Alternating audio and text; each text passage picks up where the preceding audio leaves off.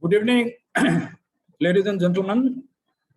Today's topic is Char Dham railway project. This name Char Dham is, very popular with BJP government. Otherwise, the concept of this line started in the UPA regime. And I was involved with this in the sense that the chief engineer construction for this particular project, it was under Northern Railway at that time.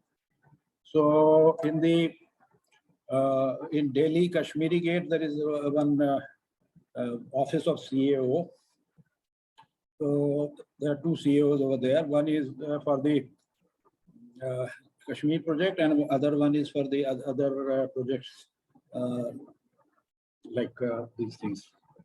So actually the project's name was Rishikesh Karnaprayag. Rishikesh Karnaprayag was the name. So the chief engineer asked me to prepare one proposal for carrying out survey works and geotechnical survey works, and then prepare one GPR for the project. So it was that was including, I mean, design inputs for preliminary design inputs for bridges, tunnels, and all that. So I coordinated. I was basically in geotech, but I coordinated, and a very beautiful document was prepared. I personally took interest in that. And the geotechnical investigation was thoroughly planned. In survey also, the latest methodologies were adopted. So, a very comprehensive, good document was prepared and submitted to Northern Railway. But somehow Northern Railway did not proceed ahead with it. I don't know why, because they had asked for the document, but they did not do anything on that. So in the meantime, I finally joined that metro wing. So I started looking after metro works after that. So this was almost, I mean, forgotten. Nothing, I did not know what was happening to this and all that. But the work was sanctioned and was to be carried out. So investigations were required to be done. In the meantime, it was all in the year 2009, starting in 2008 and then 2009, going into 2009. So it was all done. But then in 2010, I went to that metro, that urban transport section department, and then I left. Even I left the rights and joined Stoop. So when I was in Stoop at that time, again because it was a railway line, and I was the railway head in Stoop, so I used to pursue this also in the RVNL, because by that time the work was transferred to RVNL. So RVNL was given that responsibility, because RVNL was one organization which was created for this purpose. So directly railway not doing the job, it was given to RVNL. And the MD of RVNL of that time was a very, very influential person. So Agnihotri. Of course, now he was forced to resign from the national high-speed rail because of some earlier issues in RVNL, some corruption cases and all that. Anyway, so he was very influential. He got it with the work under RVNL, and the work, they started doing investigation first. So for investigation, they were inviting tenders and all that. I could not go into the details of that, But then I'm sure that the comprehensive methods which our team had suggested might not have been followed, and that terrain is in fact rather more difficult compared to even J&K. And this UPA had taken initiative in this direction, not only for the Uttarakhand this thing, but also in the Himachal area. That was starting from, there is one place called Bilaspur, and from there it was going into the hills. So that work was also there. That work is already now under execution, and I was associated with it twice. Once when I was in RITE, and another when I joined Altino. At that time, for 2 sections, I was involved as a tunnel expert. One as tunnel design expert, and in one package as tunnel supervision, tunnel construction supervision expert. But that could not happen because I joined this thing. I left that job and joined ISA and came to Bangladesh. But that was also a very, very important project.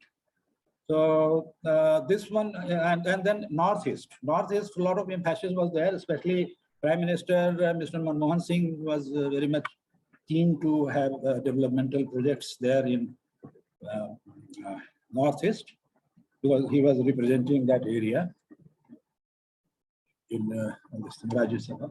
So therefore this this emphasis was there, and this was all started.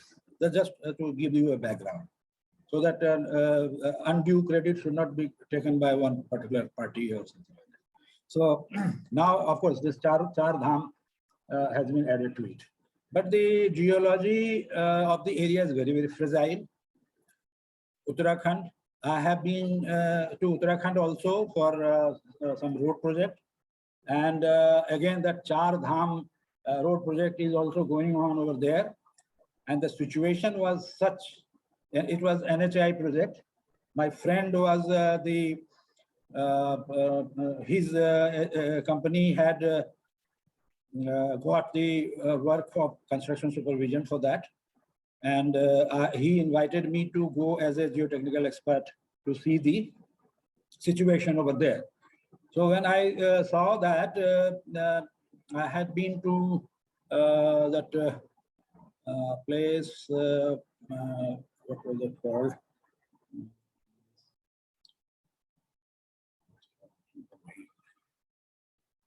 Where that location where from Kedarnath, you know, the deity is brought and kept over there. That is called some Ganga. What is that called? Please, Bhaiya, can you switch to Hindi? अच्छा, तो वो जो जगह है सम गंगा उसका नाम है, वहां पर, तो वहां पर मैं रुका था और वहां पर जो सड़कें बन रही थी, तो उसमें एक विजिट प्लान था, NHAI के जियोलॉजिस्ट का विजिट था। तो मैंने देखा कि वो जियोलॉजिस्ट यहाँ वहाँ जा रहा है और बोला है इसमें क्या प्रॉब्लम है, उसमें क्या प्रॉब्लम है, ये तो हो जाएगा, वो हो जाएगा। तो मैंने उसको क्वेश्चन करना शुरू किया। मैंने कहा कैसे आप इस तरह का बोले जा रहे हैं कि हो जाएगा, यहाँ की स्थिति कितनी खराब है, आप देख नहीं रहे हैं। मैंने एक क्वेश्चन कर लिया कि ये बताइए तो यहाँ पर ये मेंडरिंग क्यों हो रही है, यहाँ पर रिवर जो है ये मेंडर क्यों कर रहा है। तो बड़ा गुस्सा आ गया वो तो मतलब अथॉरिटी, वो तो क्लाइंट की तरफ से था।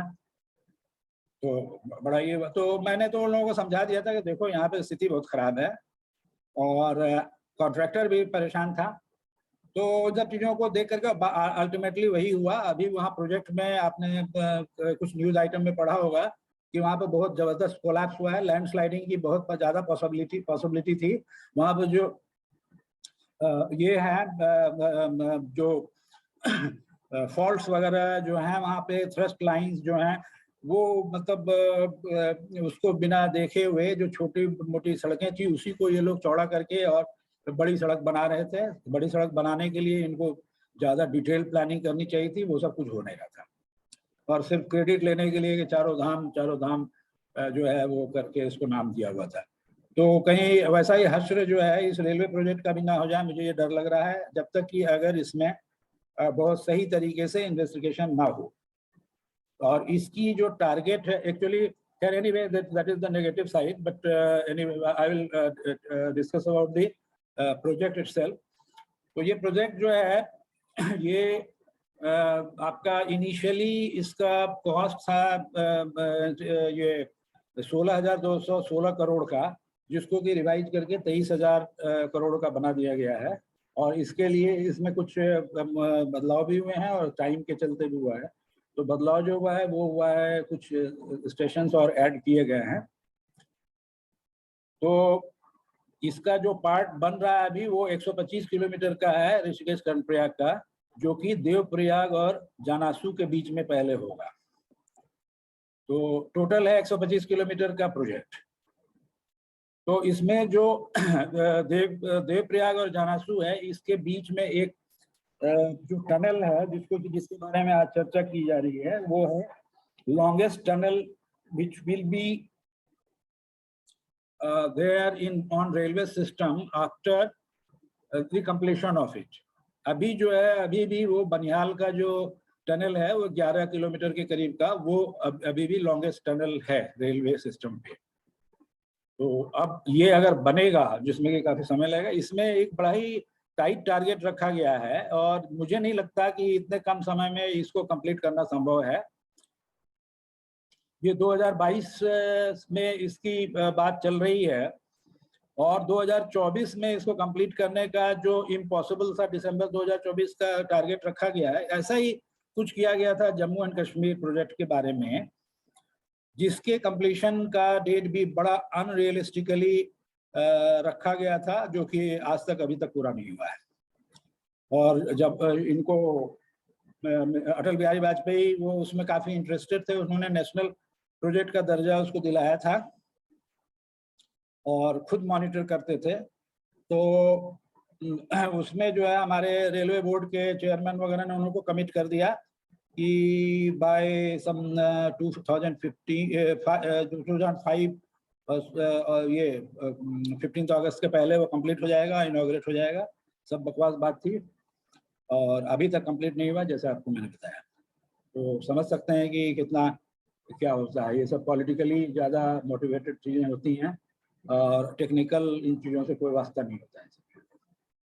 तो इसमें जो है वो 14 किलोमीटर का, इनकी बात मैंने की, तो 125.20 का रेलवे लाइन जो है ऋषिकेश और कर्णप्रयाग के बीच का है। और ये अलग अलग देहरादून, टिहरी गढ़वाल, पौड़ी गढ़वाल, रुद्रप्रयाग एंड चामोली, देवप्रयाग, श्रीनगर, वहाँ का जो श्रीनगर है, उत्तराखंड में एक अलग श्रीनगर है, तो श्रीनगर, गौचर, रुद्रप्रयाग एंड कर्णप्रयाग, ये सारी जो है जगह हैं, मतलब ये डिस्ट्रिक्ट्स हैं। और ये डिस्ट्रिक्ट्स जो है इसमें से होते हुए ये गुजरेगा। सॉरी मतलब डिस्ट्रिक्ट्स, तो फिर मैंने गलती कर दी। डिस्ट्रिक्ट्स हैं देहरादून, टिहरी गढ़वाल, पौड़ी गढ़वाल, रुद्रप्रयाग एंड चमोली।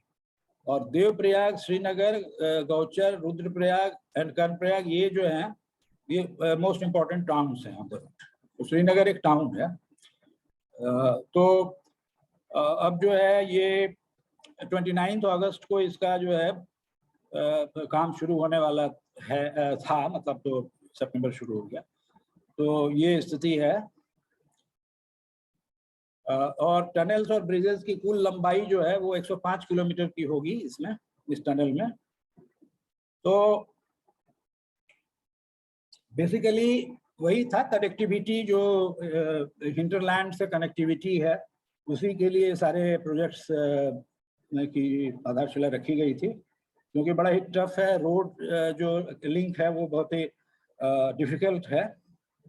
जो भी आप लोग गए होंगे उत्तराखंड वगैरह में, तो आपने देखा होगा कि हिली जो टेरेन है उसमें जो रोड्स वगैरह हैं उससे यात्रा करना मतलब खतरनाक भी है, कुछ समय में कुछ लैंडस्लाइड्स और ऐसा सब से परेशानी रहती है। और जैसा आप जानते हैं कि एक बार तो वहाँ पर बहुत भीषण ये भी हुआ था, रेनफॉल हुआ था और उसके बाद जो है क्लाउड बर्स्ट टाइप का, और उसमें जो है केदारनाथ के ऊपर जो है वहाँ पे एक लेक था, वो लेक का जो रास्ते मतलब जो मुंह था उसका, वो मुंह टूट गया उस हेवी बारिश के चलते, और वहाँ से जो है वो टूट करके वहाँ से काफ़ी तेजी से जो है पानी पूरे मलबे के साथ, पत्थर वगैरह बोल्डर्स के साथ ये सारा बहते हुए आया, और उसने काफ़ी दुर्दशा मचाई थी।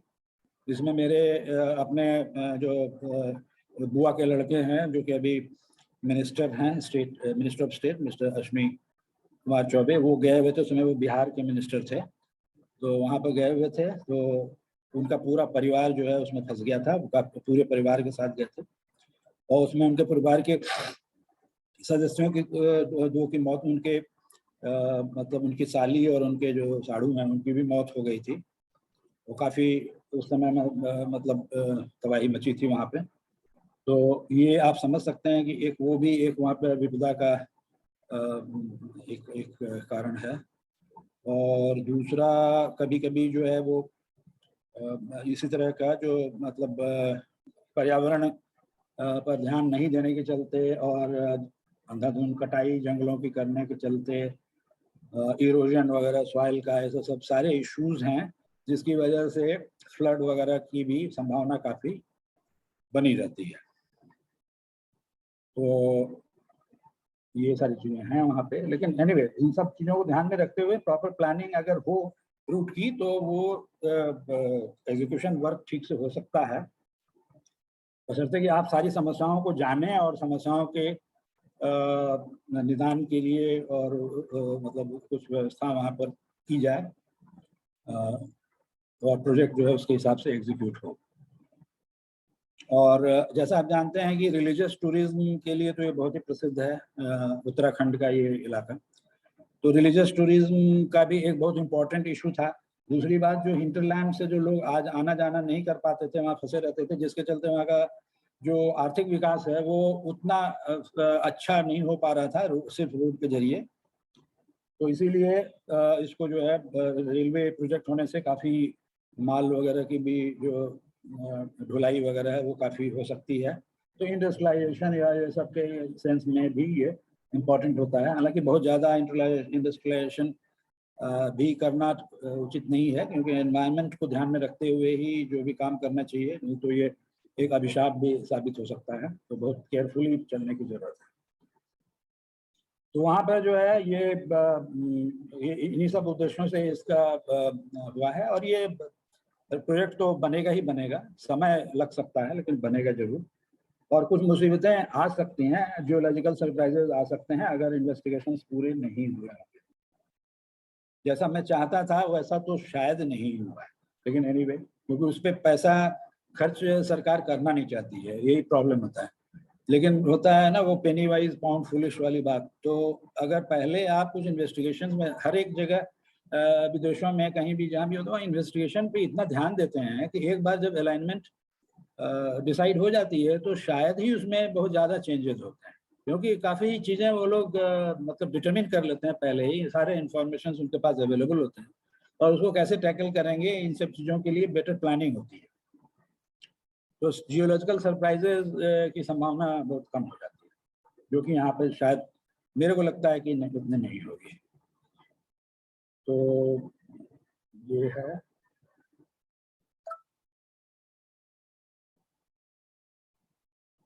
तो ये जो है इसमें, और गंगोत्री, यमुनोत्री, बद्रीनाथ और केदारनाथ, इसका भी जो है इसमें रेल कनेक्टिविटी का इसमें प्लानिंग है।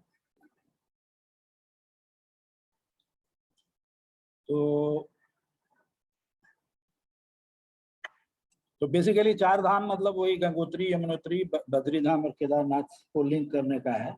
ये तो जो बेसिक था ऋषिकेश कर्णप्रयाग वाला जो था, that was the basic infrastructure, and it will finally lead to the Char Dham connectivity. That is the planning.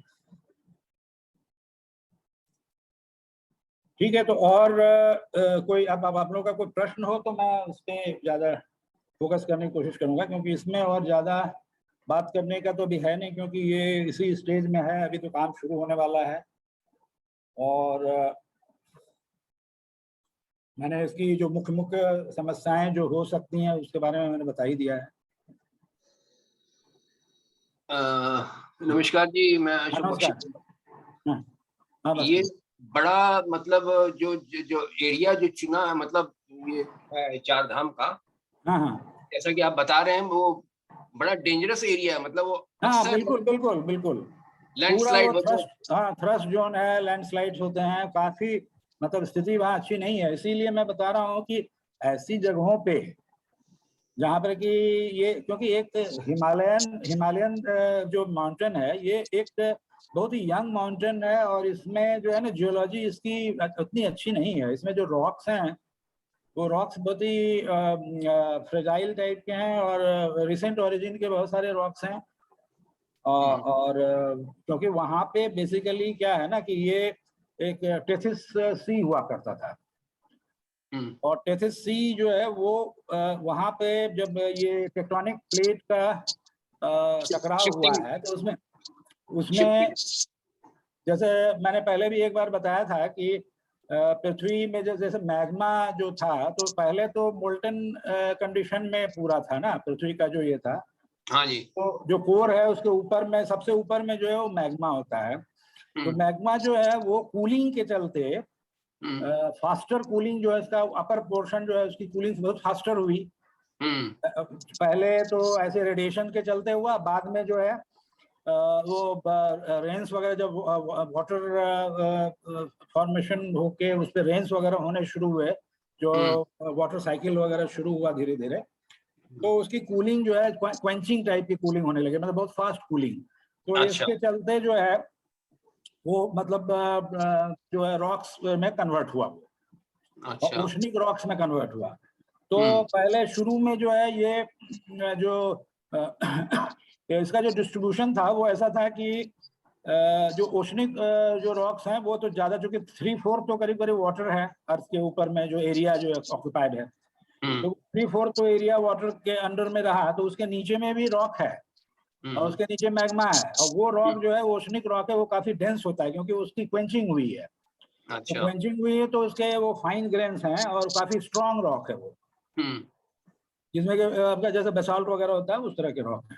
और इधर जो है जो कॉन्टिनेंटल जो एरिया है, जो कि पहले एक पैंजिया मास हुआ करता था, वो पैंजिया मास एक जगह पर था, एकत्रित था। जैसा जियोलॉजिकल मतलब जो उसको बैकवर्ड जो एक्स्ट्रापोलेट करते हैं, उससे जो हमें पता चलता है कि इसका जो मूवमेंट अभी आज जैसे हो रहा है, उसको आगे लेने पे बहुत बहुत पुराने समय में एक जगह पे पैंजिया था, वो पैंजिया से फिर जो है वो कैसे टूटा, बिखरने कैसे शुरू हुआ। तो उसमें सबसे बड़ी बात ये होती है कि जो है मैग्मा जो होता है ना, वो एक फ्लूइड, चूंकि सेमी फ्लूइड स्टेट में होता है, तो उसमें जो है टेम्परेचर डिफरेंशियल की वजह से ये आपका कन्वेक्शन करंट चलता रहता है। वो जो कन्वेक्शन करंट होता है उसमें जो है मैग्मा का मूवमेंट होता है।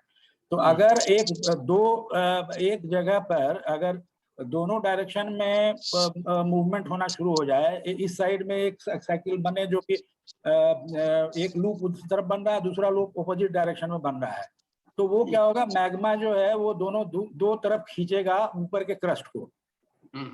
तो खींचने से उसमें रिफ्ट पैदा हो जाता है, यानी उस पत्थर में दरार पड़ जाती है जो पत्थर पहले बना था। तो उसके दरार पड़ने से उससे नीचे से मैग्मा फिर ऊज आउट होके बाहर आता है, और वो फिर क्वेंच होकर के सी के इसमें वाटर के अंदर में क्वेंच होकर के then it again becomes rock.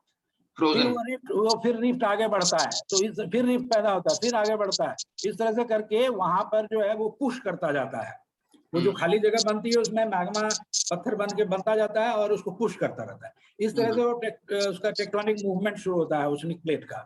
और ये जो प्लेट है वो आगे फिर जैसे कॉन्टिनेंटल प्लेट है उससे मतलब वो टकराता है, तो ये इस तरह से जो प्लेट्स की टकराहट होती है उसी के चलते ये सारे जो जियोलॉजिकल प्रोसेस बहुत धीमे स्केल में होता है। इसलिए आप एक अपने लाइफ टाइम में क्या वो यहाँ पर लाखों करोड़ों साल में ये घटनाएं घटती हैं, इतनी धीरे धीरे होती हैं कि मतलब आप उसको नोटिस ही नहीं कर सकते डेली। पता नहीं चलता। हाँ जी, हाँ जी। लेकिन जियोलॉजिस्ट जो कि उसको समझ रहे हैं, एक साइंस का विकास हुआ है, इसलिए इन चीज़ों को अच्छी तरह से हम लोग समझ पाए हैं और उसको कैसे होता है, क्या होता है, ये चीज़ें जान पाए हैं।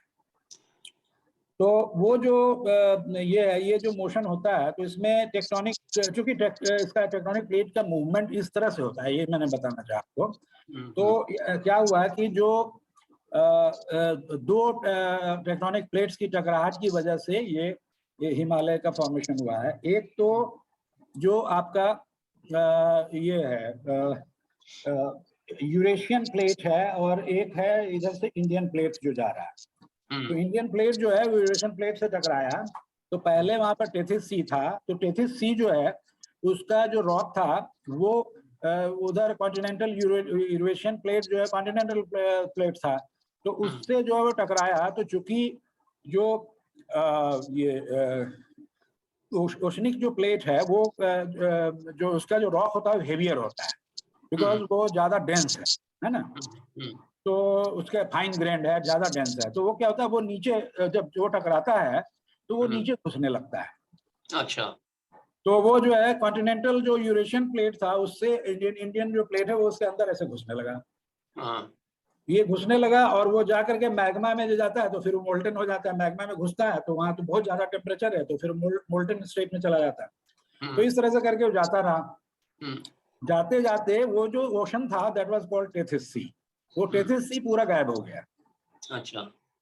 और ये टेथिस सी गायब होने के बाद तब फिर वो जो अब जो है कॉन्टिनेंटल जो प्लेट है वो उसमें जब टेथिस सी का प्लेट घुसा उसके बाद जो है इंडियन कॉन्टिनेंट का जो है प्लेट उसमें घुसना शुरू हुआ, इंडियन सब कॉन्टिनेंट जो इंडियन प्लेट, तो ये उसमें घुसना शुरू हुआ। वो जब घुसना शुरू हुआ तो वहां पर फिर वो अंदर नहीं गया क्योंकि दोनों कॉन्टिनेंट से, तो वहां पर वो एक के ऊपर एक रगड़ खा रहे हैं, लेकिन वो इसमें फोल्डिंग होनी शुरू हुई, वो प्लेट्स में फोल्डिंग होनी शुरू किया, उसी के चलते वो हिमालय का फॉर्मेशन धीरे धीरे होते होते ऊंचाई पर गया, जो कि 5 मिलीमीटर के करीब जो है वो मूवमेंट होता है पर ईयर, और उसी के हिसाब से उसका वर्टिकल राइज होता जाता है हिमालय का।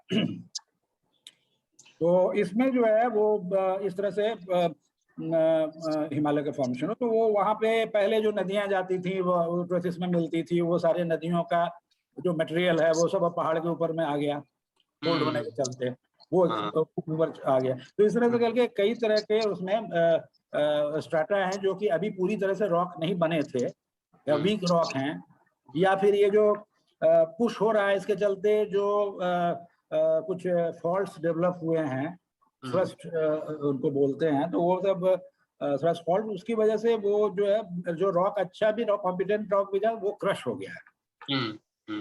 तो वो जो भी इस तरह का इलाका है थ्रस्ट वाला इलाका, वहाँ पे रॉक बहुत ही फ्रेजाइल हो गया बिकॉज ऑफ बीइंग क्रश्ड।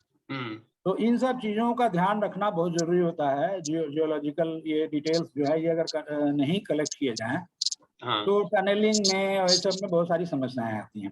तो टनल का अलाइनमेंट किस तरह से लेके जाएं, कैसे लोकेट करें, whether it is advisable to go almost parallel to the contour or we should take direct this thing, crossing the hills. So sometimes with today's technology, because we can go for such high length tunnels, so I mean large length tunnels, so we can easily tackle these situations now. So it is better to plan it in such a way that we are not running parallel to the thrust line. We should try to cross the thrust almost perpendicular to it. So if we adopt these strategies in designing the alignment and all that, we will have lesser of a problem. Otherwise, we are bound to have some difficulties during construction and even during operation also. Construction में मान लो ठीक ठाक आप निकल भी गए, तो जब डायनेमिक लोड आएगा और उस पे जो ट्रेन्स चलेंगी और कभी सिस्मिक कंडीशन पैदा हुआ, कभी भूकंप आया, कुछ आया, तो उसमें जो है स्थिति फिर खराब हो सकती है। तो यही बातें हैं। तो प्रतुल चौधरी जी, थैंक यू वेरी मच।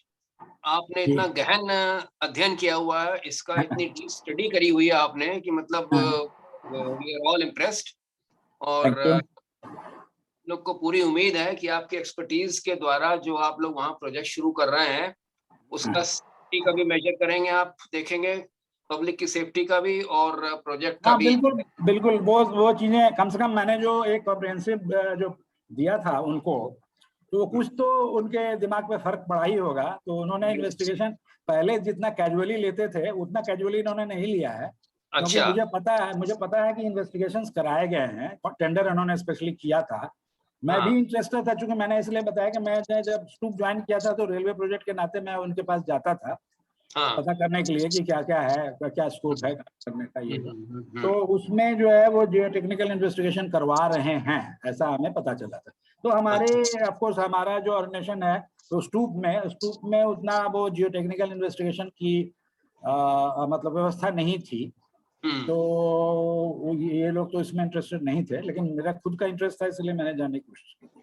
अगर इनका इंटरेस्ट होता तो शायद मैं वहां से टेंडर पेपर्स वगैरह भी लाता तो मुझे ज्यादा पता चलता कि इन्होंने क्या क्या प्लानिंग की हुई है।